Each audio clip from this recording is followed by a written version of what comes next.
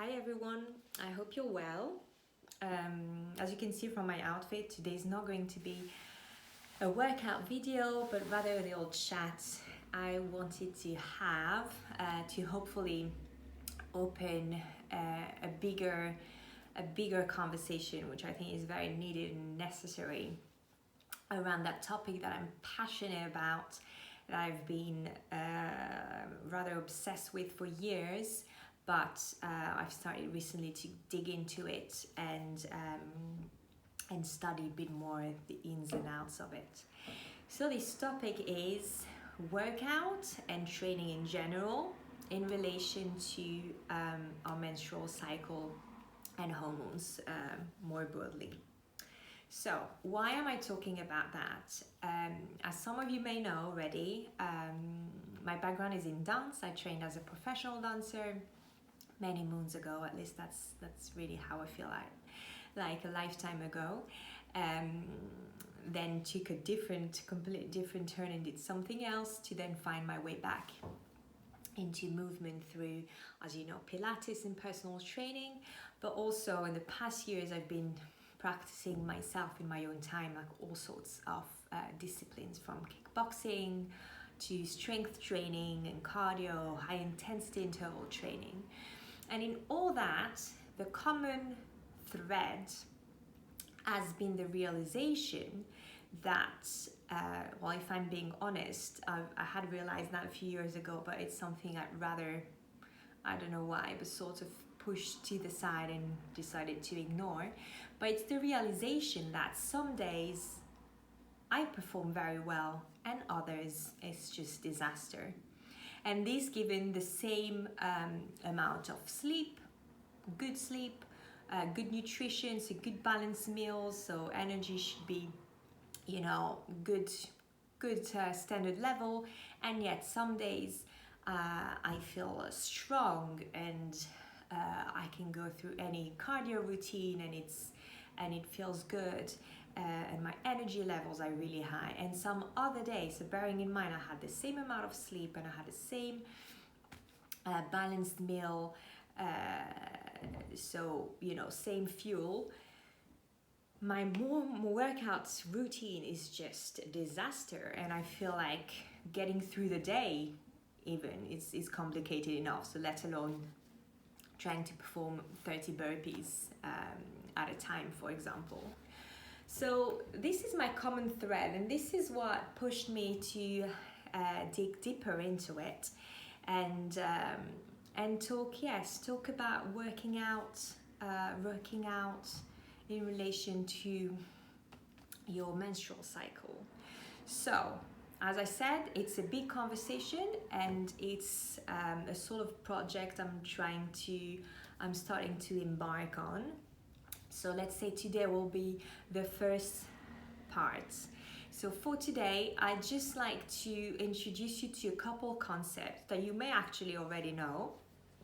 Great if you do.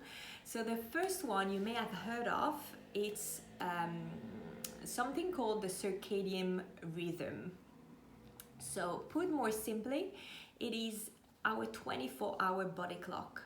So we all have it, men and women, and it is a clock that promotes everything, that promotes good health, because it regulates sleep, digestion, metabolism, elimination processes, and the production of hormones. So put simply, if you were to look at a chart, it is like a clock. And for example, at night, it promotes good sound sleep. It lowers your body temperature at night. Then come morning, it releases cortisol into your system, which is gonna get yourself ready to start your day and to wake up and start your day. Your blood pressure is gonna start rising, your metabolism is gonna get activated, and all that to help you perform all your tasks throughout the day and to make you more alert and productive and creative and efficient. So different things happen throughout your day to then get you to late afternoon, early evening, when you start slowing down. Like naturally you want to slow down and you want to sort of like Okay, sit down and reflect. And then another thing it's gonna do, it's gonna release melatonin to help you get to sleep, and then that process is gonna start again and again and again. So that body clock is very important, because when it's out of sync, you know, we sleep very badly. Digestion issues can follow, and all sorts of things. And you know, I'm no expert in that particular topic, but I can give you books if you want to read more about that. It's fascinating. I'm just going to give you a couple examples. You may have heard circadian clock or rhythm before, in relation to the blue lights from your screen, whether it is your phone, your iPhone, your iPad, tablet, computer, whatever it is. So we all do that. I'm quite guilty about it as well. You know, come evening, you're scrolling in bed before going to sleep on Instagram or whatever it is, checking your last emails, and the blue lights coming from your screen goes directly to disrupt your circadian clock, because that blue light is gonna send signal to your brain that it's morning already. So that's gonna happen in your brain, and that's gonna then disrupt your sleep, and you're not gonna sleep very deeply that night, most probably, or you're gonna have struggle falling asleep. So that's one example. Another thing that I find very, very interesting, although maybe a bit tricky to implement, is that nutrition wise, in order for our digestive system to perform at its best, we should be eating within a 12-hour window. So for example, if you have breakfast at 8 a.m., you should be having dinner no later than 8 p.m. So this is what I find very interesting, and it makes a lot of sense, because it's to give your body and your organs enough time to digest and to break down foods, and to work, for your digestive system to work correctly.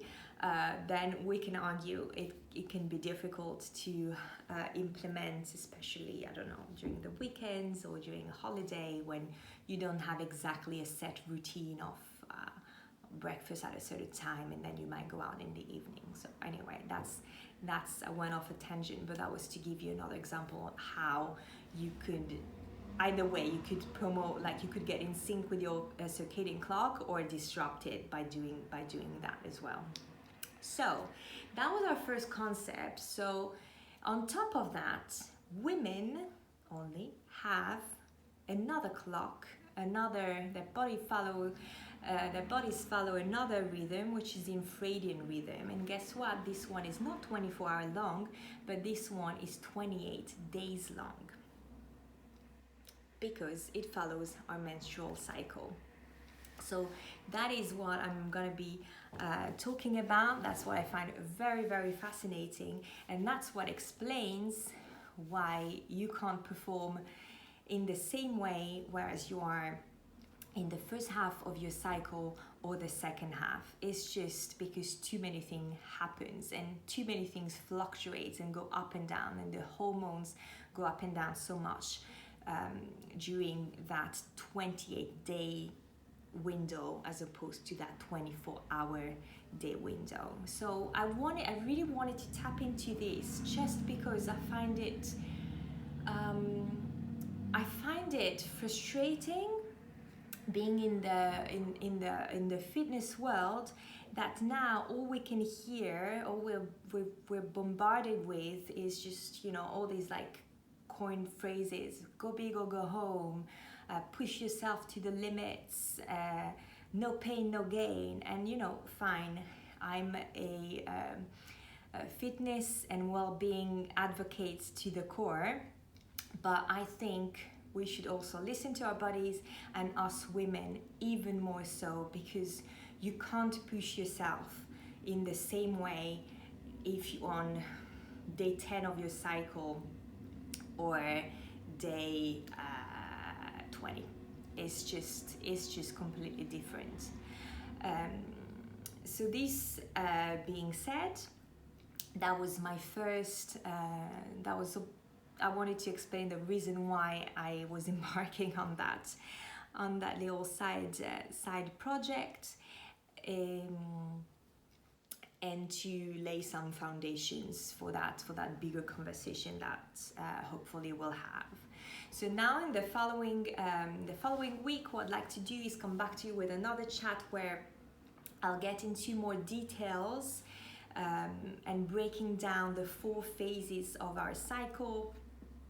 Just a little preview, you know, we've got follicular phase, then ovulation, then luteal phase, and then menstruation.